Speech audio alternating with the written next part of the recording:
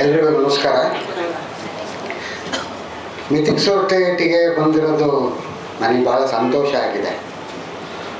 1980ರ ದಶಕದ ಕೊನೆಯ ವರ್ಷಗಳು, 1990ರ ಮೊದಲ 6 ವರ್ಷಗಳು.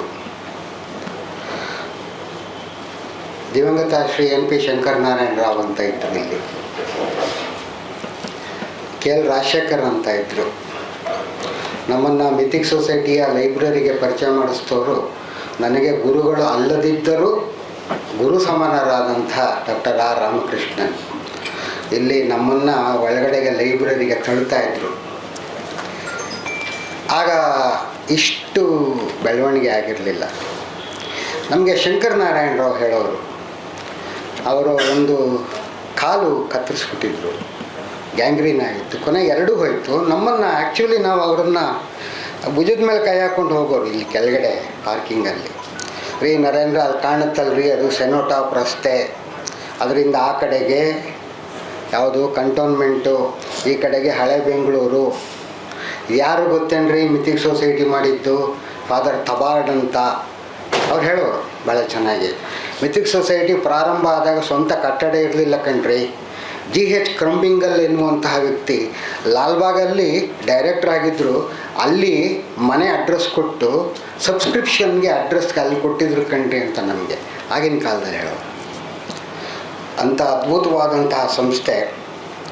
ನಾನು ಇವತ್ತು ಇಲ್ಲಿ ಬಂದಿದ್ದೀನಿ. ದಯವಿಟ್ಟು ನಾನು ನನ್ನ ಭಾಷಣದ ಪ್ರಾರಂಭದಲ್ಲಿ ಹೇಳ್ತಾ ಇದ್ದೇನೆ, ಗ್ರಂಥಾಲಯಗಳು ಬೇರೆ, ಪತ್ರಾಗಾರಗಳು ಬೇರೆ. ಎರಡನ್ನೂ ದಯವಿಟ್ಟು ನಾವು ಒಂದೇ ಅಂತ ಪರಿಭಾವಿಸುವಂತಹ ಲೋಕದಲ್ಲಿ ನಾವು ಸಂಚರಿಸಬಾರ್ದು. ಗ್ರಂಥಾಲಯಗಳು ಮಾಡುವಂತಹ ಕೆಲಸಗಳೇ ಬೇರೆ, ಪತ್ರಾಗಾರಗಳು ಮಾಡುವಂತಹ ಕೆಲಸಗಳೇ ಬೇರೆ. ಕೆಲವು ಗ್ರಂಥಾಲಯಗಳಲ್ಲಿ ಪತ್ರಾಗಾರಗಳು ಇರ್ತವೆ, ಆದರೆ ಕೆಲವು ಪತ್ರಾಗಾರಗಳಲ್ಲಿ ಕೇವಲ ಗ್ರಂಥಗಳು ಮಾತ್ರ ಇರ್ತವೆ. ಈ ಪತ್ರಾಗಾರದ ಕಲ್ಪನೆ ಯಾವಾಗ ಬಂತು ಅಂತ ಹೇಳಿದ್ರೆ ಬಹುಶಃ 19ನೇ ಶತಮಾನದ ಉತ್ತರಾರ್ಧದಲ್ಲಿ ಬಂತು ಅಂತ ಕಾಣಿಸುತ್ತೆ. ಭಾಳ ಮುಖ್ಯವಾಗಿ ಯುರೋಪ್ನ 19ನೇ ಶತಮಾನದ ಚರಿತ್ರೆಯಲ್ಲಿ ನಮಗೆ ಪತ್ರಾಗಾರಗಳು, ಅದು ಹೇಗೆ ಪತ್ರಾಗಾರಗಳು ಒಂದು ಕಾಲಘಟ್ಟದ ಸಂಬಂಧಿಸಿದಂತೆ, ಒಂದು ಚರಿತ್ರೆಗೆ ಸಂಬಂಧಿಸಿದಂತೆ, ಒಬ್ಬ ವ್ಯಕ್ತಿಗೆ ಸಂಬಂಧಿಸಿದಂತೆ ಚರಿತ್ರೆಯನ್ನು ಕಟ್ಟಿಕೊಡುವಂತಹ ಪ್ರಮುಖ ಆಕರ ಸಾಮಗ್ರಿಗಳಾಗ್ತವೆ ಪತ್ರಾಗಾರದ ದಾಖಲೆಗಳು.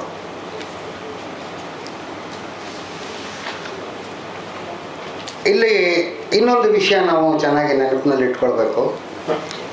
ಬೆಳಿಗ್ಗೆ ಇನಾಗ್ರೇಷನ್ ಸಮಯದಲ್ಲಿ ಹೇಳಿದ್ರು, ನಮ್ಮ ಮೈಸೂರು ಸಂಸ್ಥಾನದಲ್ಲೂ ಕೂಡ ಲೈಬ್ರರಿ ಮೂಮೆಂಟ್ ಅಂತ ಆಯಿತು.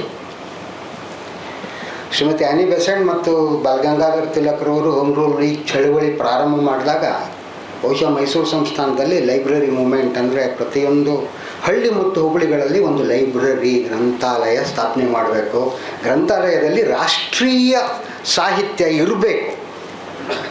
ಹೀಗಾಗಿ ಲೈಬ್ರರಿ ಮೂಮೆಂಟ್ ಇಲ್ಲಿ ಶುರು ಆಯಿತು. ಪತ್ರಾಗಾರ ಪ್ರಾರಂಭ ಆಗಿದ್ದು 19ನೇ ಶತಮಾನದಲ್ಲಿ ಅಂತ ಹೇಳಿದೆ. ಆ ನಿಟ್ಟಿನಲ್ಲಿ ನೋಡಿದ್ರೆ ಪತ್ರಾಗಾರಗಳು ಪ್ರಾರಂಭದ ವರ್ಷದಿಂದ ಇಲ್ಲಿಯವರೆಗೆ ಕಂಡುಕೊಂಡಿರುವಂತಹ ಪ್ರಾಮುಖ್ಯತೆ, ಅದು ಐತಿಹಾಸಿಕ ಪ್ರಾಮುಖ್ಯತೆ. ಪ್ರತಿಯೊಂದು ಆರ್ಕೈವ್ಸ್ನಲ್ಲಿ ಲೈಬ್ರರಿ ಇರ್ತವೆ ಅಂತ ನಾನು ಹೇಳಿದೆ. ಆದರೆ ಯಾವ ಲೈಬ್ರರಿಯಲ್ಲಿ ಆರ್ಕೈವ್ಸ್ ಇದೆ, ಆ ಲೈಬ್ರರಿಯಲ್ಲಿ ಆರ್ಕಿವಿಸ್ಟ್ಗಳು ಇರೋದಿಲ್ಲ. ಆಮೇಲೆ ಲೈಬ್ರರಿಯನ್ಸ್ಗಳು ಆರ್ಕಿವಿಸ್ಟ್ ಆಗೋ ಹಾಗಿಲ್ಲ. ಅದೇ ಬೇರೆ, ಇದೇ ಬೇರೆ. ಏನಾಯಿತು ಅಂತ ಹೇಳಿದ್ರೆ, ನಮ್ಮಲ್ಲಿ ಲೈಬ್ರರಿಗಳಲ್ಲಿ ನನಗೆ ಒಂದು 2-3 ವಿಷಯಗಳು ಗೊತ್ತು. ಸುಮಾರು 1950-40ನೇ ಇಸ್ವಿಯ ಪುಸ್ತಕಗಳನ್ನು ಕೊಂಡ್ಕೊಂಡ್ಬಿಟ್ರು ಎಲ್ಲೋ ಹೋಗಿ ಒಂದು ಲೈಬ್ರರಿಯಲ್ಲಿ. ಹಳೆ ಪುಸ್ತಕ ಇದೆಯಲ್ಲ, ಅದೇನು ಮಾಡೋದು, ಸೆಕೆಂಡ್ ಹ್ಯಾಂಡ್ಗೆ ಮಾರಲೆ ಆಗೋದಿಲ್ಲ, ಅದನ್ನು ಆರ್ಕೈವ್ಸಲ್ಲಿ ಇಡೋಣ ಅಂತಂದರು. ಹಳೆಯ ಪುಸ್ತಕಗಳನ್ನು ಆರ್ಕೈವ್ಸ್ನಲ್ಲಿ ಇಡುವಂತಹ ವ್ಯವಸ್ಥೆ ಇದೆ. ಆದರೆ ಯಾವ ಲೈಬ್ರರಿಯಲ್ಲಿ ಹಳೆ ಪುಸ್ತಕಗಳಿದಾವೋ ಅದು ಆರ್ಕೈವಲ್ ಕಲೆಕ್ಷನ್ ಅಲ್ಲ, ಅದು ಆಗಬಾರ್ದು. ಯಾಕಂದರೆ ಪತ್ರಾಗಾರಕ್ಕೆ ಅದರದ್ದೇ ಆದಂತಹ ಕ್ವಾಲಿಫಿಕೇಷನ್ ಇದೆ. ಪತ್ರಾಗಾರದಲ್ಲಿ ಹಾಗಾದರೆ ಏನೇನು ಇಡಬೇಕು? ಇಲ್ಲಿನ ಕೂಗಳತೆ ಇದರಲ್ಲಿ ವಿಕಾಸಸೌಧದಲ್ಲಿ ಕರ್ನಾಟಕ ರಾಜ್ಯ ಪತ್ರಾಗಾರ ಇದೆ. ಬೆಂಗಳೂರಿನಲ್ಲಿ ಇನ್ನೊಂದು ಹಳೆ ಪತ್ರಾಗಾರ united theological college cantonment railway station ಹಿಂಭಾಗ ಇದೆ. ಕ್ರೈಸ್ಟ್ ಯೂನಿವರ್ಸಿಟಿಯಲ್ಲಿ ಒಂದು ಪತ್ರಾಗಾರ ಮಾಡ್ತಾ ಇದ್ದಾರಂತೆ. ಚಾಣಕ್ಯ ಯೂನಿವರ್ಸಿಟಿಯಲ್ಲಿ ಪತ್ರಾಗಾರ ಈಗ ಶುರು ಮಾಡ್ತಾ ಇದ್ದಾರಂತೆ. ಇಲ್ಲೂ ಒಂದಿದೆ ಕೆಳಗಡೆ ಪತ್ರಾಗಾರ. ಹಾಗಾದರೆ ಪತ್ರಾಗಾರದಲ್ಲಿ ಏನು ಇರಬೇಕು, ಏನು ಇರಬಾರ್ದು? ಪತ್ರಾಗಾರ ಅಂತ ಹೇಳಿದ್ರೆ ಯಾರು ಅನ್ಯತೆ ಭಾವಿಸಬಾರ್ದು, ಅದು ಕಿರಾಣಿ ಅಂಗಡಿ ಅಲ್ಲ, ಎಲ್ಲವೂ ಸಿಗುವಂಥ ಒಂದು ಮಾಲ್ ಅಲ್ಲ ಅದು. ಆಮೇಲೆ ಎಲ್ಲವೂ ನಿಮಗೆ ಸಿಗಬೇಕು ಅಂತ ನೀವು ಹೋದರೆ ನೀವು ಭ್ರಮ ನಿರಸನ ಆಗುತ್ತೆ. ಪತ್ರಾಗಾರಕ್ಕೆ ಅದರದೇ ಆದಂತಹ ಪ್ರಾಮುಖ್ಯತೆ ಇದೆ. ಹೀಗಾಗಿ ಅಲ್ಲಿ ಯಾವ ವಸ್ತುಗಳು ಸಿಗ್ತವೋ ಅದು ಮಾತ್ರ ಸಿಗ್ತವೆ. ಉದಾಹರಣೆಗೆ, ನಾನು ಯುರೋಪಿನ ರಾಷ್ಟ್ರಗಳಿಗೆ ಹೋಗಿಲ್ಲ, ಇಂಡಿಯಾ ಬಿಟ್ಟು ಆಚೆ ಹೋಗಿಲ್ಲ. ಆದರೆ ಯುರೋಪಿನ ರಾಷ್ಟ್ರಗಳಲ್ಲಿ ಇರುವಂತಹ ಕೆಲವು ಪತ್ರಾಗಾರಗಳ ಬಗ್ಗೆ ಓದ್ಕೊಂಡಿದ್ದೀನಿ, ಕೆಲವರಿಂದ ಕೇಳಿ ತಿಳಿದಿದ್ದೀನಿ. ಯುರೋಪಿನ ಕೆಲವು ಪತ್ರಾಗಾರಗಳಲ್ಲಿ ಕೇವಲ ಒಂದು ಪತ್ರಾಗಾರದಲ್ಲಿ ಬರೀ ಫೋಟೋಸ್ಗಳು ಮಾತ್ರ ಇದ್ದಾವೆ, ಫೋಟೋ. ಇನ್ನೂ ಕೆಲವು ಕಡೆ ಪ್ರೈವೇಟ್ ಕರೆಸ್ಪಾಂಡೆನ್ಸ್ ಮಾತ್ರ ಇದ್ದಾವೆ, ಗೌರ್ಮೆಂಟ್ ಕರೆಸ್ಪಾಂಡೆನ್ಸ್ ಇಲ್ಲ ಅಲ್ಲಿ. ಇನ್ನೂ ಕೆಲವು ಕಡೆ ದಫ್ತರ್ಗಳಿದ್ದಾವೆ, ಫೈಲ್ಸ್ಗಳು, ಆರ್ಕೈವಲ್ ಭಾಷೆಯದು ದಫ್ತರುಗಳು ಮತ್ತು ದಸ್ತಾವೇಜುಗಳು. ಪರ್ಷಿಯನ್ ಭಾಷೆ ಅಂತ ಕಾಣಿಸುತ್ತೆ. ಬಹುಶಃ ಭಾರತದಲ್ಲಿ ಆರ್ಕೈವ್ಸಿನ ಮೂಲ ನಮಗೆ ಕರ್ನಾಟಕದಲ್ಲೇ ಪರ್ಷಿಯಾದಿಂದ ಮರಾಠಿಗೆ ಬಂದಿರ್ಬೋದು, ಮರಾಠಿಯಿಂದ ಕನ್ನಡಕ್ಕೆ ಬಂದಿರ್ಬೋದು ಅಂತ ನನ್ನ ಭಾವನೆ. ಬೇಕಾದರೆ ನಿಮ್ಮಿಂದ ಆಮೇಲೆ ನಾನು ಉತ್ತರ ಬಯಸ್ತೀನಿ ಅದರಲ್ಲಿ. ಹೀಗೆ ಯುರೋಪ್ನಲ್ಲಿ ಪ್ರತಿಯೊಂದು ವಿಷಯಕ್ಕೆ ಸಂಬಂಧಪಟ್ಟಂತೆ ಬೇರೆ ಬೇರೆ ರೀತಿಯ ಆರ್ಕೈವ್ಸ್ಗಳಿದ್ದಾವೆ. ಆರ್ಕೈವ್ಸ್ನಲ್ಲಿ ಇರುವಂತಹ ನನಗೆ ಬಹಳ ಆತ್ಮೀಯವಾದಂಥ ಆರ್ಕೈವ್ಸ್ ಅಂದರೆ ನಮ್ಮ ಮನೆಗಿಂತ ನನಗೆ ಚೆನ್ನಾಗಿ ಗೊತ್ತು. ಮೈಸೂರಿನಲ್ಲಿರುವಂತಹ ವಿಶ್ವೇಶ್ವರ ನಗರದಲ್ಲಿ ಕರ್ನಾಟಕ ರಾಜ್ಯ ಪತ್ರಾಗಾರದ ವಿಭಾಗೀಯ ಕಚೇರಿ. ಅದು ಮೊದಲು ಮೈಸೂರಿನ ಅರಮನೆಯಲ್ಲಿ ಇತ್ತು, ಗಾಯತ್ರಿ ದೇವಿ ಟೆಂಪಲ್ನಲ್ಲಿ. ಅದನ್ನು ಪ್ಯಾಲೇಸ್ ರೆಕಾರ್ಡ್ ಆಫೀಸ್ ಅಂತ ಕರೀತಾ ಇದ್ರು. ಪ್ಯಾಲೇಸ್ ರೆಕಾರ್ಡ್ ಆಫೀಸ್ ಯಾಕೆ ಅಂತ ಅದನ್ನು ಕರೀತಾ ಇದ್ರು ಅಂತ ಹೇಳಿದ್ರೆ, ಅರಮನೆಗೆ ಸಂಬಂಧಿಸಿದಂತಹ 39 ಇಲಾಖೆಗೆ ಸಂಬಂಧಿಸಿದಂತಹ, ನೋಡಿ ಅರಮನೆಯಲ್ಲಿ 39 ಇಲಾಖೆ ಇತ್ತು, ಅರಮನೆಯಲ್ಲೇ 39 ಇಲಾಖೆ ಇತ್ತು. ಎಂಥ ಅದ್ಭುತವಾದಂತಹ ಒಂದು ಇಲಾಖೆ. ಅವಸರದ ಹೋಬಳಿ ಒಂದು ವಿಭಾಗದ ಹೆಸರು, ಜನಾನ ಸಮೂಹ, ದರೋಗ, ಕರಹಟ್ಟಿ, ಗಜಶಾಲೆ, 39 ಇಲಾಖೆ. ಅವಸರದ ಹೋಬಳಿ ಅಂತ ಹೇಳಿದ್ರೆ ಅಲ್ಲಿ ಎಲ್ಲರೂ ಭಾಳ ಈ ಏನೋ ಅದು ಕರೆಕ್ಟಾಗಿ ಹೇಳ್ತಾರೆ, ವಾಕಿಂಗ್ ಆನ್ 2 edges sword ಅಂತ. ಆ ಕಡೆ ಕಾಲು ಹಾಕ್ಕೊಂಡ್ರೆ ಅವ್ರು ಹೇಳಿರ್ತಾರೆ, ಈ ಕಡೆ ಕಾಲು ಹಾಕ್ರಿ ನೀವು ಬೀಳ್ತೀರ. ಯಾವಾಗಲೂ ಅರ್ಜೆಂಟು ಜಿ ಹುಜೂರ್ ಅಂತ ಅಲ್ಲಿ ನಿಂತಿರ್ಬೇಕಲ್ಲಿ. 39 ಇಲಾಖೆಗಳ ಆ ಎಲ್ಲ ಫೈಲ್ಗಳು ಪ್ಯಾಲೇಸ್ ಕಂಟ್ರೋಲ್ ಆಫೀಸಲ್ಲಿತ್ತು. ಆಮೇಲೆ ಅದು ಕರ್ನಾಟಕ ರಾಜ್ಯ ಪತ್ರಾಗಾರ 1973ರಲ್ಲಿ ದಿವಂಗತ ದೇಶಿಕಾಚಾರ್ಯರವರು ಪ್ರಾರಂಭ ಮಾಡಿದ ಮೇಲೆ ಅದು ಅಲ್ಲಿಗೆ ಟ್ರಾನ್ಸ್ಫರ್ ಆಯಿತು. ಮೈಸೂರಿನ ಪತ್ರಾಗಾರ ಇಲಾಖೆಯಲ್ಲಿ, ಹಾಗೆ ಬೆಂಗಳೂರಿನ ಈ ವಿಕಾಸಸೌಧದಲ್ಲಿರುವಂಥ ಪತ್ರಾಗಾರದಲ್ಲಿ, ಧಾರವಾಡದಲ್ಲಿ ಒಂದಿದೆ ವಿಭಾಗೀಯ ಕಚೇರಿ. ಮೈಸೂರಿನ ಕಚೇರಿಯಲ್ಲಿ ಅರಮನೆ ಸಂಬಂಧಿಸಿದಂಥ ಕಡತಗಳು, ಫೈಲ್ಗಳು ಜೊತೆಗೆ ಮೈಸೂರು ಸಂಸ್ಥಾನಕ್ಕೆ ಸೇರಿರುವಂತಹ ಅಮೂಲ್ಯವಾದಂಥ ದಾಖಲೆಗಳು ಸಿಗ್ತವೆ ನಿಮಗೆ. ಪೇಪರ್ ಡಾಕ್ಯುಮೆಂಟ್ಗಳಿದ್ದಾವೆ, ಯಳಂದೂರು ಕಡತಗಳಿದ್ದಾವೆ. ಯಳಂದೂರು ಕಡತ ಎಂಥ ಅದ್ಭುತವಾದಂಥ ಕಡತ. ಬ್ಲ್ಯಾಕ್ ಬುಕ್ ಅಂತ ಕರೆದ್ರು. ಯಾವುದೋ ಒಂದು ಬಟ್ಟೆಯನ್ನು, ಆಗಿನ ಕಾಲದ ಬಟ್ಟೆಯನ್ನು ಹುಣಸೆ ಹಣ್ಣು ಗೋಡೆಗೆ ಹಾಕುವಂಥ ಸುಣ್ಣ ಇನ್ನೇನು ಹಾಕ್ಬಿಟ್ಟು ಅದನ್ನು ಕಪ್ಪಾಗಿ ಮಾಡಿಬಿಟ್ಟು ಕಪ್ಪು ಅಂತ ಹೇಳಿದ್ರೆ ಶತಕಪ್ಪು, ಅದ್ರ ಮೇಲೆ ಇಂಕಲ್ಲಿ ಬರೆಯೋದು. ಅದನ್ನು ಮಡಿಸಿರೋರು ಒಬ್ಬ ಅದನ್ನು ಅಲ್ಲಿ ಹಿಡ್ಕೊಂಡ್ರೆ ಇನ್ನೊಂದು ಕೊನೆ ಇಲ್ಲಿರ್ತಿತ್ತು. ಎಷ್ಟು ಭತ್ತ ಕುಯ್ಲಾಗಿದೆ ಯಳಂದೂರು ಕಡತ, ನಾನು ನೋಡಿದ್ದೀನಿ ಯಳಂದೂರು ಕಡತ. ಎಮ್.ಎಚ್. ಗೋಪಾಲರವರ ಮಗ ಡಾಕ್ಟರ್ ನೀಲಾಂಬರ್ ಹಟ್ಟಿ ಅನ್ನುವಂಥ ವ್ಯಕ್ತಿ ಲಂಡನ್ ಯೂನಿವರ್ಸಿಟಿಯಲ್ಲಿ ಅದ್ರ ಬಗ್ಗೆ ಸಂಶೋಧನೆ ಮಾಡಲಿಕ್ಕೆ ಬಂದಾಗ ಮೈಸೂರು ನಗರದ ಪತ್ರಾಗಾರದಲ್ಲಿ ಯಳಂದೂರು ಕಡತಗಳಿದ್ದಾವೆ. ಯಳಂದೂರು ಕಡತಗಳಿಂದ ಹಿಡಿದು 19ನೇ ಶತಮಾನದ ಪೇಪರ್ ಡಾಕ್ಯುಮೆಂಟಿಂದ ಹಿಡಿದು ಮೈಸೂರು ಮಹಾರಾಜರ ಘನ ಸರ್ಕಾರದ ನಡವಳಿಗಳು, ಪ್ರಜಾಪ್ರತಿನಿಧಿ ಸಭೆ ನಡವಳಿ, ಲೆಜಿಸ್ಲೇಟಿವ್ ಕೌನ್ಸಿಲಿನ ನಡವಳಿಗಳು, ಮೈಸೂರು ಗೆಜೆಟ್ಗಳು, ಗೆಜೆಟೀರ್ ಅಲ್ಲ ಗೆಜೆಟ್, ರಾಜ್ಯಪತ್ರ. ಗೆಜೆಟಿಯರ್ ಬೇರೆ, ಸಿ ಹೈವರ್ಧನ್ ರಾವ್ದು ಗೆಜೆಟ್ಗಳು, BL ರೈಸ್ರವರ ಗೆಜೆಟಿಯರ್ಗಳು ಎಲ್ಲವೂ ಹಳೆಯದು ಮೈಸೂರು ಪತ್ರಾಗಾರದಲ್ಲಿ ಸಿಗ್ತವೆ. ಇದೇನಾಯಿತು ಈ ಪತ್ರಾಗಾರದಲ್ಲಿ ಯಾಕೆ ಅಂತ ಹೇಳಿದ್ರೆ, ಬಹುಶಃ ಪತ್ರಾಗಾರದ ಪ್ರಾಮುಖ್ಯತೆ ನಮಗೆ ಬಹಳ ಚೆನ್ನಾಗಿ ಗೊತ್ತಾಗಿದ್ದು 19ನೇ ಶತಮಾನದಲ್ಲಿ 1857ರ ಸಿಪಾಯಿ ದಂಗೆ ಅಥವಾ ಮೊದಲನೇ ಸ್ವಾತಂತ್ರ್ಯ ಸಂಗ್ರಾಮ ನಡೆದ ಮೇಲೆ ಅದಕ್ಕೆ ಸಂಬಂಧಿಸಿದಂತೆ ಪತ್ರ ವ್ಯವಹಾರಗಳು ಕಾನ್ಪುರಲ್ಲಿದೆ, ಲಕ್ನೋಲ್ಲಿದೆ, ದೆಹಲಿಯಲ್ಲಿ ಒಂದಷ್ಟು ಸೇರಿಕೊಳ್ತು. ಇಂಪೀರಿಯಲ್ ಆಫೀಸ್ ರೆಕಾರ್ಡ್ಸ್ ಅಂತ IOR ಕಲ್ಕಟ್ಟಾದಲ್ಲಿತ್ತು. ಆಗ ಕಲ್ಕಟ್ಟ ರಾಜಧಾನಿ. ಆಗ ಆಮೇಲೆ ತಾನೇ ದೆಹಲಿಗೆ ಶಿಫ್ಟ್ ಆಗಿದ್ದು 1911ರಲ್ಲಿ. ಡೆಹ್ರಾಡೂನಲ್ಲಿ ಒಂದಷ್ಟಿತ್ತು.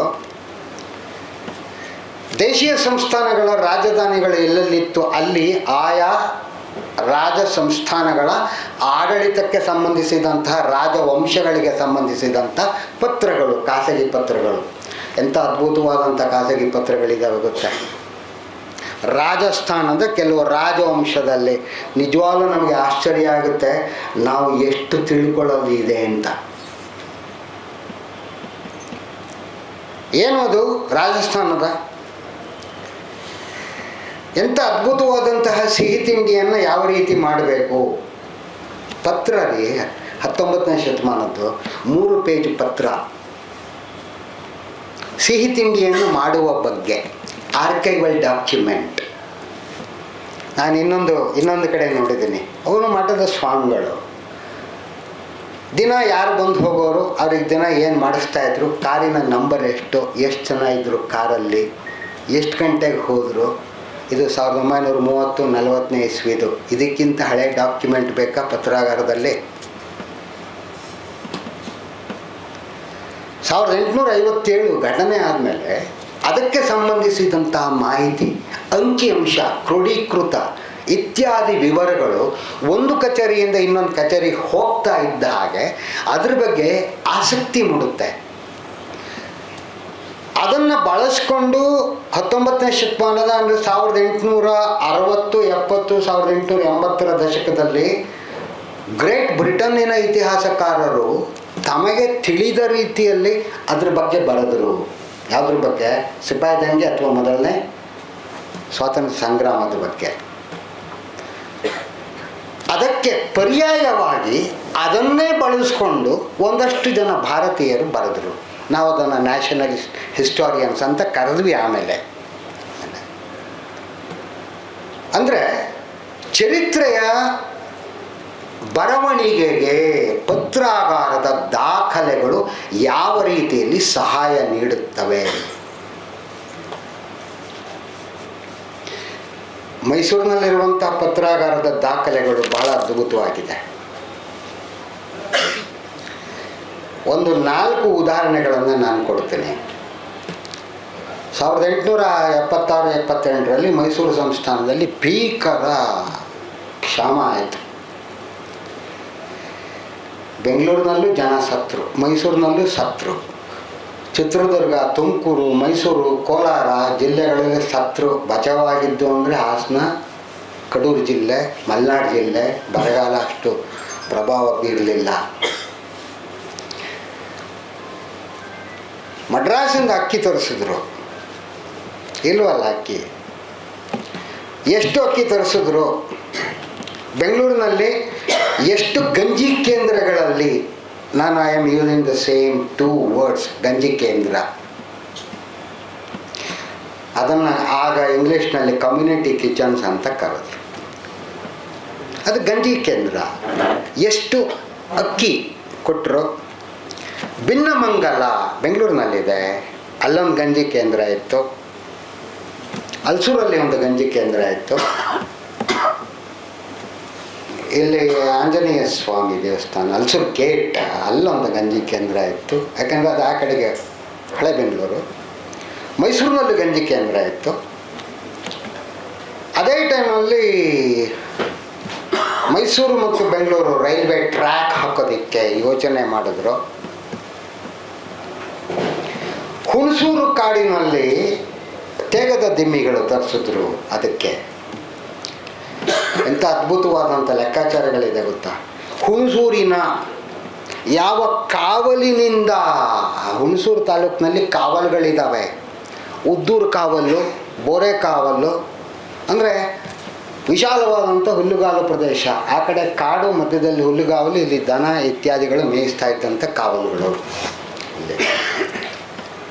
ಎಷ್ಟು ತೇಗ ಬಂತು, ಎಷ್ಟು ರಿಪೀಸ್ಗಳಾದವು, ಯಾವ ರೀತಿಯಲ್ಲಿ ಇದಾಯಿತು, ಇದು ಒಂದು ರೀತಿಯ ಮಾಹಿತಿ. ಎರಡನೇದು, ಈ ಕೆಲವು ವಿದ್ವಾಂಸರು, ಚರಿತ್ರೆಕಾರರು, ನಾನು ವಿದ್ವಾಂಸರು ಮತ್ತು ಚರಿತ್ರೆಕಾರನ 2 ವಿಭಿನ್ನ ಮುಖಗಳು ಒಂದೇ ಕಾಯಿಂದು ಅಂತ ಹೇಳ್ತೀನಿ. ವಿದ್ವಾಂಸರು ಮತ್ತು ಚರಿತ್ರೆಕಾರರು, ವಿದ್ವಾಂಸರು ಓದ್ತಾರೆ, ಚರಿತ್ರೆಕಾರರು ವಿಶ್ಲೇಷಣೆ ಮಾಡ್ತಾರೆ ಅಂತ ಕಾಣಿಸುತ್ತೆ, ಬಹುಶಃ ನನ್ನ ಪ್ರಕಾರ. ದಯವಿಟ್ಟು ಕ್ಷಮಿಸಬೇಕು ಯಾರು ಇಲ್ಲಿದ್ದರೆ. ಬಟ್ ಏನು ಅಂತ ಹೇಳಿದ್ರೆ, ಪತ್ರಾಗಾರದಲ್ಲಿರುವಂತಹ ದಾಖಲೆಗಳು, ಉದಾಹರಣೆಗೆ ಅಡ್ಮಿನಿಸ್ಟ್ರೇಟಿವ್ ರಿಪೋರ್ಟ್ಸ್ ಅಂತ ಇದೆ ಕರ್ನಾಟಕ ರಾಜ್ಯ ಪತ್ರಾಗಾರದಲ್ಲಿ. Report on administration of Mysuru ending 30th June. ಆಗ ಈಗಿನ ಹಾಗೆ ಮಾರ್ಚ್ 31 ಆಗ 30 June 1869-70, ending 30th June 1870. Administrative report, ಆಡಳಿತಾತ್ಮಕ ವರದಿ. ಎಂಥ ಅದ್ಭುತವಾದಂಥ ವರದಿ ಅಂತ ಹೇಳಿದ್ರೆ, 38 ಇಲಾಖೆ. ಮಹಾರಾಜರ ಪ್ಯಾಲೇಸ್ನಲ್ಲಿ ಯಾವ ರೀತಿ 38 ಇಲಾಖೆ ಇತ್ತು, ಅದೇ ರೀತಿಯಲ್ಲಿ ಮಹಾರಾಜರ ಘನ ಸರ್ಕಾರದಲ್ಲೂ ಅಷ್ಟೇ ವಿಭಾಗಗಳಿದ್ವು. ಪತ್ರಾಗಾರದ ದಾಖಲೆಗಳು ಅದನ್ನು ಹೇಳ್ತವೆ, ಪತ್ರಗಳು ನಿರೂಪಿಸ್ತವೆ. ಕೆಲವು ಪತ್ರಗಳು ನೀವು ನೋಡಬೇಕು, ಎಂಥ ಸುಂದರವಾದಂಥ ಅಕ್ಷರ, ಕಪ್ಪು ಇಂಕಿನಲ್ಲಿ ಬರೆದಂಥ ಅಕ್ಷರ, ಸಣ್ಣಗೆ ಅಕ್ಕಿ ಕಾಳಿನಂತಹ ಸುಂದರವಾದಂಥ ಅಕ್ಷರ, ಚೆನ್ನಾಗಿ ಓದ್ಬೋದಾಗಿತ್ತು. ಈಗ ಯಾರು ಬರಿತಾ ಇಲ್ವಲ್ಲ, ಅದಕ್ಕೆ ಹೀಗಾಗಿ ಎಲ್ಲರ ಹ್ಯಾಂಡ್ ರೈಟಿಂಗ್ಗಳು ಕೆಟ್ಟದಾಗ್ತಾ ಇದೆ. ಈಗ ನೋಡುವವರ ಸಂಖ್ಯೆ ಜಾಸ್ತಿ ಆಗ್ತಾ ಇದೆ, ಬರೆಯೋರು ಕಮ್ಮಿ ಆಗ್ತಾ ಇದ್ದಾರೆ, ಓದುವವರು ಕಮ್ಮಿ ಆಗ್ತಾ ಇದ್ದಾರೆ. ಆಮೇಲೆ ವಾಕ್ಯ ಒಂದು ಅಲ್ಲಿ ಶುರುವಾದರೆ ಮುಗಿತಾ ಇದ್ದದ್ದು ಕೊನೆಗೆ ಅಷ್ಟು ದೀರ್ಘವಾದಂಥ ವಾಕ್ಯಗಳು. ನಾವು ಸಾಮಾನ್ಯವಾಗಿ ವಿಕ್ಟೋರಿಯನ್ ಸೆಂಟೆನ್ಸಸ್ ಅಂತ ಕರಿತೀವಿ, ದೀರ್ಘವಾದ್ದು. ನೀವಲ್ಲೇ ಮಧ್ಯ ಚುಕ್ಕಿಗಳನ್ನು ಹುಡುಕಬೇಕು, ಯಾಕೆಂದರೆ ಅದು ಉದ್ದವಾದಂಥ ವಾಕ್ಯಗಳು. ಆಮೇಲೆ ಆ ದೀರ್ಘವಾದಂಥ ವಾಕ್ಯಗಳಲ್ಲೇ ಅಲ್ಲೇ ಎಲ್ಲ ನಿರೂಪಣೆ ಬರ್ತಾ ಇತ್ತು. ಬೇರೆ ಅದಕ್ಕೆ ಅಂಕಿಅಂಶ ಏನು ಬೇಡ, ಲಗತ್ತಿಸಿದೆ ಶರ ಏನು ಬೇಡ, ಅದಕ್ಕೆ ಅಲ್ಲೇ ಬಂದ್ಬಿಟ್ಟಿದೆ ಎಲ್ಲ. ನೀವು ಬಹಳ ಅದ್ಭುತವಾದಂಥ ಮತ್ತೊಂದು ನಾನು ವಿವರಕ್ಕೆ ಹೋಗ್ತೀನಿ. ಯುರೋಪಿನ 2 ಚರಿತ್ರಕಾರರು, ಒಬ್ಬರು ನಿಕೋಲಸ್ ಬಿ ಡರ್ಕ್ಸ್ ಅಂತ ಒಬ್ಬರು ವ್ಯಕ್ತಿ, ಇನ್ನೊಬ್ಬರು ಮೈಕಲ್ ಫಿಶರ್ ಅಂತ. ನಿಕೋಲಸ್ ಡರ್ಕ್ಸ್ ಮತ್ತು ಮೈಕಲ್ ಫಿಶರ್ ಇಬ್ಬರು ಕೂಡ ಆರ್ಕೈವಲ್ ಮೆಟೀರಿಯಲ್, ಪತ್ರಾಗಾರದಲ್ಲಿರುವಂಥ ದಾಖಲೆಗಳನ್ನು ಯಾವ ರೀತಿಯಾಗಿ ಬಳಸ್ಕೊಂಡು ಚರಿತ್ರೆಯನ್ನು ರಚಿಸ್ಬೋದು ಅಂತ ಹೇಳಿದ್ದಾರೆ. ಇವರಿಬ್ಬರು ಬಹಳಷ್ಟು ಕೂಡ ಶ್ರಮವಹಿಸಿ 1871, 1881, 91 ಮತ್ತು 1901 ಜನಗಣತಿ ವರದಿಗಳನ್ನು ಪಡ್ಕೊಂಡು ಆ ವರದಿಯನ್ನು ಯಾವ ರೀತಿಯಲ್ಲಿ ಚರಿತ್ರೆಯನ್ನು ವಿಶ್ಲೇಷಣೆ ಮಾಡ್ಬೋದು ಅಂತ ಅದನ್ನು ಬಳಸ್ಕೊಂಡಿದ್ದಾರೆ.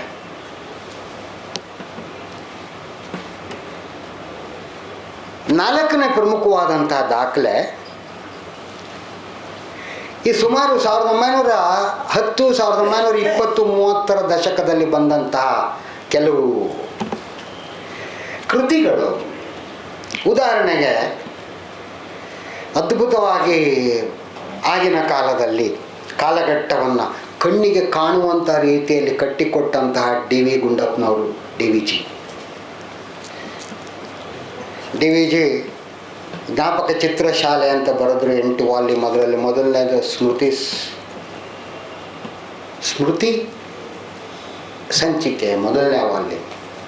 ಅದರಲ್ಲಿ ಅವ್ರ ಮುತ್ತಾತನ ಕತೆ ಹೇಳ್ತಾರೆ. ಆ ಮುತ್ತಾತನ ಹೆಸರು ಗುಂಡಪ್ಪ ಅಂತ. ಆ ಗುಂಡಪ್ಪನವರ ಕಾಲದಲ್ಲಿ ಕೋಲಾರದಿಂದ ಮಡ್ರಾಸ್ಗೆ ಸೈನ್ಯ ಹೋಗಬೇಕಾಗಿತ್ತು ನಡ್ಕೊಂಡು. ಫೌಜ್ ಸೈನ್ಯ, ಆ ಸೈನ್ಯ ನಡ್ಕೊಂಡು ಹೋಗ್ಬೇಕಾದ್ರೆ ಅವರಿಗೆ ಏನಾದರೂ ವಸತಿ, ವಸನ ವ್ಯವಸ್ಥೆ ಅವರ ಮುತ್ತಾತನಿಗೆ ಜವಾಬ್ದಾರಿ ಅಂತೆ.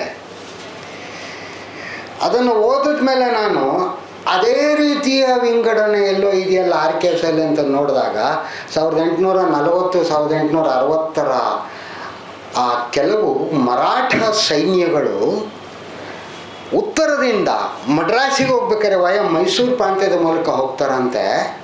ಅದೇ ರೀತಿಯ ವರ್ಣನೆಗಳಿದ್ದಾವೆ ನೋಡಿ. ಅಂದರೆ ಬಹುಶಃ ನಮ್ಮೆಲ್ಲ ಚರಿತ್ರಕಾರರಿಂದ ಡಿ ವಿ ಜಿ ಆಗಿನ ಕಾಲದಲ್ಲಿ ಅದನ್ನು ಬಳಸ್ಕೊಂಡಿದ್ರಲ್ಲ ಅಂತ. ಭಾಳ ಅದ್ಭುತವಾದಂಥ ವರ್ಣನೆ. ಇನ್ನೊಂದು ಪ್ರಮುಖವಾದಂಥ ವಿಷಯ ಏನು ಅಂತ ಹೇಳಿದ್ರೆ, 2 ವಿಷಯ ಇಲ್ಲಿ. ಪತ್ರಾಗಾರ ಇಲಾಖೆ 6 ಪುಸ್ತಕನ ಪ್ರಕಟಿಸಿದೆ. ಪತ್ರಾಗಾರದಲ್ಲಿರುವ ದಾಖಲೆಗಳನ್ನು ಪ್ರಕಟಿಸಿದೆ, ಎಡಿಟ್ ಮಾಡಿದೆ. ನನಗೆ ಅದನ್ನು ನೋಡಿ ಬಹಳ ಬೇಜಾರಾಯಿತು. ಯಾರಿಗೋ ಒಬ್ಬರಿಗೆ ಸಂಬಳ 2 ರೂಪಾಯಿಂದ 3 ರೂಪಾಯಿ ಸಂಬಳ ಹೆಚ್ಚಿಗೆ ಮಾಡೋದಕ್ಕೆ 46 ಶೀಟ್ಗಳು ಪತ್ರ ಬರೆದಿದ್ದಾರೆ. ಎಂಥ ಅದ್ಭುತವಾದಂಥ ಕಲ್ಪನೆ.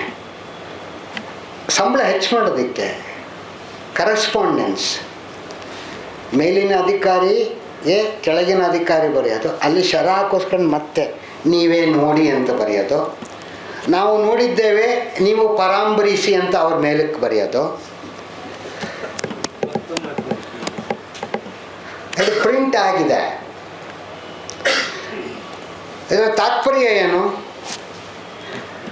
ಸಂಬಳ ಜಾಸ್ತಿ ಮಾಡೋದಕ್ಕೆ ಸರ್ಕಾರದಲ್ಲಿ ದುಡ್ಡಿರಲಿಲ್ಲ ಅಂತ ಅಲ್ಲ. ಸಂಬಳ ಯಾಕೆ ಜಾಸ್ತಿ ಮಾಡಬೇಕು ಅಂತ ದಾರ್ಷ್ಟ್ಯ ಕೂಡ ಅಲ್ಲ. ಸಂಬಳ ಜಾಸ್ತಿ ಮಾಡಬೇಕು ಅಂದರೆ ಎಷ್ಟು ಕರೆಸ್ಪಾಂಡೆನ್ಸ್ ಆಗ್ತಿತ್ತು ಅನ್ನೋದು ಖಂಡಿತವಾಗ್ಲೂ ನಿಜ. ಕೊನೆಗೆ ಅವ್ರಿಗೆ ಸಂಬಳ ಜಾಸ್ತಿ ಆಗಲೇ ಇಲ್ಲ. ಅದೇ ವಿಶ್ಲೇಷಣೆ. ಇದು ಪ್ರಿಂಟ್ ಆಗಿದೆ. ಯಾರಿಗೆ ಸಂಬಳ ಜಾಸ್ತಿ ಆಗಲಿಲ್ಲ, ಯಾವ ಸಂದರ್ಭಕ್ಕೆ ಅಂತ ಅದು ಆ್ಯಕ್ಚುಲಿ ಹೇಳೋ ಹಾಗಿಲ್ಲ. ಯಾಕೆಂದರೆ ಪತ್ರಗಳಲ್ಲಿ ಆ ಮೇಲ್ಗಡೆ ಕಾರ್ನರಲ್ಲಿ DO ಡೆಮಿ ಅಫಿಷಿಯಲ್, ಇನ್ನೊಂದು SO ಸೆಮಿ ಅಫಿಷಿಯಲ್, ಇನ್ನೊಂದು ಏನೂ ಇಲ್ಲ CON/ಕಾನ್ಫಿಡೆನ್ಷಿಯಲ್. 3 ರೀತಿಯ ಪತ್ರಗಳಿದ್ದಾವೆ ಪತ್ರಾಗಾರದಲ್ಲಿ. ನಮ್ಮಲ್ಲಿ ಏನಾಗಿದೆ ಅಂತ ಹೇಳಿದ್ರೆ, ಇಂಡಿಯಾದಲ್ಲಿ ಪತ್ರಾಗಾರಗಳಿದೆಯಲ್ಲ, ಎಲ್ಲವೂ ಇದೆ ಪತ್ರಾಗಾರಗಳಲ್ಲಿ. ಆದರೆ ಎಲ್ಲವನ್ನೂ ನಿಮಗೆ ಕೊಡೋದಿಲ್ಲ. ಕೆಲವು ಪತ್ರಾಗಾರಗಳಲ್ಲಿ ಎಲ್ಲವೂ ಇದೆ, ನಿಮಗೆ ಏನು ಬೇಕೋ ಅದನ್ನು ಕೊಡಲ್ಲ. I know this. ಇನ್ನೂ ಕೆಲವು ಇದೆ ಪತ್ರಾಗಾರಗಳು, ನಿಮಗೆ ಬೇಕಾಗಿಲ್ಲದೆ ಇರೋದು ಅಲ್ಲಿ ಇದೆ, ಒತ್ತಿ ಒತ್ತಿ ಅದನ್ನು ಹೇಳ್ತಾರೆ, ಅದಿದೆ ಅದಿದೆ ಅದಿದೆ. ಪತ್ರಾಗಾರಗಳು ಇದು ಇದು ಯಾವ ರೀತಿಯ ಚಿಂತನೆಯನ್ನು ಮಾಡಬೇಕು ಅಂದರೆ, 2 ವಾಕ್ಯ. ಸರ್ಕಾರಿ ಪತ್ರಾಗಾರಗಳಲ್ಲಿ ಎಲ್ಲವೂ ಸರಿ ಇಲ್ಲ, ಖಾಸಗಿ ಪತ್ರಾಗಾರಗಳಲ್ಲಿ ಎಲ್ಲವನ್ನೂ ಕೊಡೋದಿಲ್ಲ. ಯುರೋಪಿನ ಕೆಲವು ಶ್ರೀಮಂತ ಫ್ಯಾಮಿಲಿಗಳು ಯಾವಾಗ ಇಂಗ್ಲೀಷ್ ಸಾಮ್ರಾಜ್ಯ ನಶಿಸಿ ಹೋಯ್ತೋ, ಫ್ರಾನ್ಸ್ನಲ್ಲೂ ಜರ್ಮನಿಲೂ ಅಷ್ಟೇ ಕೆಲವು ಶ್ರೀಮಂತ ಸಂಸಾರಗಳು, ಸಂಸಾರ ಅನ್ನೋದು ಬೇಡ, ಕುಟುಂಬಗಳು ಖಾಸಗಿ ಪತ್ರಾಗಾರಗಳನ್ನು ಸ್ಥಾಪಿಸಿದ್ದಾವೆ. ಖಾಸಗಿ ಪತ್ರಾಗಾರಗಳು ಅದು ಯಾವ ಲೆವೆಲ್ಗೆ ಹೋಯಿತು ಅಂತ ಹೇಳಿದ್ರೆ, ಅವರಿಗೆ ನೋಡಿ ಎಷ್ಟು ಹೆಮ್ಮೆ ಯುರೋಪಿನವ್ರಿಗೆ. ಅವರ ತಂದೆ ಅಲ್ಲಿ ಫೋಟೋ ಹಾಕೋತಾರೆ. ನಮ್ಮ ಮೈಸೂರು ಮತ್ತು ಕೆಲವು ಪತ್ರಾಗಾರಗಳಲ್ಲಿದೆ. 1869ರಲ್ಲಿ ಹುಲಿಯನ್ನು ಕೊಂದು ಹುಲಿಯ ಕುತ್ತಿಗೆಯ ಮೇಲೆ ಬಲಗಾಲನ್ನು ಮೆಟ್ಟಿ ಕೈಯಲ್ಲಿ ಪಿಸ್ತೂಲ್ ಹಿಡ್ಕೊಂಡು ಗನ್ ಹಿಡ್ಕೊಂಡು ನಿಂತಿರೋದು. ಆ ಫೋಟೋ ಅಲ್ಲೆಲ್ಲೋ ಹೋಗಿರುತ್ತೆ, ಅಲ್ಲ ಯುರೋಪ್ನಲ್ಲಿ ಯಾರ್ದೋ ಮನೇಲಿ. ಯಾಕಂದ್ರೆ ಅವ್ರು ಯಾವಾಗಲೂ ಬಂದು ಇಲ್ಲಿ ಕೊಂದಿರೋದು ಹುಲಿನ. ಅವರು ಪತ್ರಾಗಾರ ಮಾಡ್ಕೊಂಡಿರ್ತಾರೆ. ಯಾರೋ ಒಬ್ಬ ಬಂದಾಗ, is it not my great grandfather, then we should start collecting more about my great grandfather. ಶುರು ಆಯಿತು ಫ್ಯಾಮಿಲಿ ಆರ್ಕೈವ್. ಯುರೋಪ್ನಲ್ಲಿ ಕುಟುಂಬಕ್ಕೆ ಸಂಬಂಧಿಸಿದಂತಹ ಚರಿತ್ರೆ ಅದು ಫ್ಯಾಮಿಲಿ ಆರ್ಕೈವ್. ಅದರಿಂದಾಗಿ ಮೌಖಿಕ ಪರಂಪರೆ ಶುರು ಆಗಿದೆ ಯುರೋಪ್ನಲ್ಲಿ. ಓರಲ್ ಹಿಸ್ಟ್ರಿ, ಮೌಖಿಕ ಪರಂಪರೆ. To know more about my greatest grandfather, I should visit India one day and see those places where my great grandfather had spent. ಸುಮಾರು 25-30 ವರ್ಷದಿಂದ ಈ ಥರ ಸುಮಾರು ಜನ ಬರ್ತಾ ಇದ್ದಾರೆ. 3 ತಿಂಗಳಾಯ್ತಲ್ವ ಡಾಕ್ಟರ್ ಅಲೆಕ್ಸಾಂಡರ್ ಕನ್ನಿಂಗ್ಹ್ಯಾಮ್ ಅವರ ಬಂದು? 3 ತಿಂಗಳಾಯ್ತಲ್ಲ. ಹಾಂ, ಅಲೆಕ್ಸಾಂಡರ್ ಕನ್ನಿಂಗ್ಹ್ಯಾಮ್. ಸುಮಾರು ಜನ ಕೇಳಿದ್ದೀರ ನೀವು ಅಲೆಕ್ಸಾಂಡರ್ ಕನ್ನಿಂಗ್ಹ್ಯಾಮ್ ಯಾರು ಅಂತ. ಅವರ ಕುಟುಂಬದವರು ಮೈಸೂರಿಗೆ ಬಂದಿದ್ದರು. ಭಾಳ ಸಂತೋಷ ವ್ಯಕ್ತಪಡಿಸಿದ್ರಂತೆ. ನಮ್ಮ ತಂದೆ ಇಲ್ಲೇ ಇದ್ದರು, ಶ್ರೀರಂಗಪಟ್ಟಣಕ್ಕೆ ಹೋಯಿದ್ರು, ಅಲ್ಲಿಗೆ ಹೋಯಿದ್ರು, ಇಲ್ಲಿಗೆ ಹೋಯಿದ್ರು. Look at this. ಇದು ನಮಗೆ ಸೆಮಿನಾರ್ಗಳಲ್ಲಿ ಅಕಾಡೆಮಿಕ್ ವಲಯದಲ್ಲಿ ನಾವು ಮಾತಾಡ್ತೀವಿ, ಬಟ್ ಅಟ್ ಪ್ರಾಕ್ಟಿಕಲ್ ವೇ ನಾವು ಪತ್ರಾಗಾರದಲ್ಲಿ ಕೂತ್ಕೊಂಡು ಯುರೋಪಿನ ಆ ಟೆಕ್ಸ್ಚರ್ ಇದೆ ನೋಡಿ, ಚರಿತ್ರೆಯನ್ನು ಅಲ್ಲೇ ನಿರ್ಮಿಸಿಕೊಳ್ಳುವಂಥ ಹಂತ ಇದೆ ನೋಡಿ ಖಾಸಗಿ ವಲಯದಲ್ಲಿ. And we cannot call it as archives.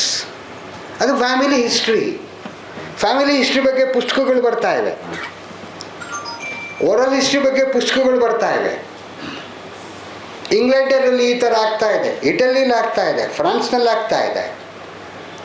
ಆಮೇಲೆ ಭಾಳ ಒಂದು ದೊಡ್ಡ ಇದೇನು ಅಂತ ಹೇಳಿದ್ರೆ, ಯುರೋಪ್ನಲ್ಲಿ ಈ ರೀತಿ ಪರಿಸ್ಥಿತಿ ಮುಂದುವರಿತಾ ಇದ್ದ ಹಾಗೆ, and nobody is interested in their previous land holdings. Nobody is interested to know more about their previous land holdings. ನಾವು ನೇರವಾಗಿ ಮೈಸೂರು ಪತ್ರಾಗಾರಕ್ಕೆ ಹೋಗೋಣ.